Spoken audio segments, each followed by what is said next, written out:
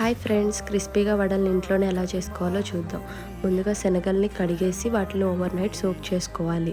Morning వాటిని అలా పక్కన పెట్టుకొని ఒక ఎంటీ బౌల్ తీసుకొని వాటిలోకి తరిగిన ఆనియన్ వేసుకొని కొంచెం పుదీనా అలాగే సన్నగా తరిగిన కొత్తిమీర యాడ్ చేసుకోవాలి. ఇంకొక మిక్సీ జార్ తీసుకొని వాటిలోకి సన్నగా తరిగిన అల్లము ఎల్లుల్లిపాయని ఇలా సన్న ముక్కలుగా వేసుకోవాలి. వాటిలోకి 2 డ్రై చిల్లీ 2 పచ్చిమిర్చి కూడా వేసేసుకోండి. సాల్ట్ కూడా వేసుకోవాలి. అలాగే కొన్ని శనగలు వేసుకొని వాటిని కచ్చాపచ్చాగా ఇలా కొంచెం పేస్ట్ అయ్యేలాగా చేసుకొని మొత్తం అంతా కలుపుకోవాలి.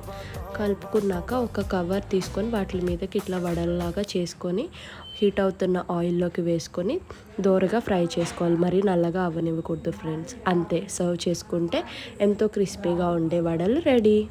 ట్రై చేసి ఎలా ఉందో కామెంట్స్ చేయండి. చూడండి, ఇట్లా తుంపితే ఎంతో చక్కగా తునుగుతున్నాయి కదా. అలాగే మరిన్ని రెసిపీస్ కోసం మన ఛానల్ని సబ్స్క్రైబ్ చేయండి.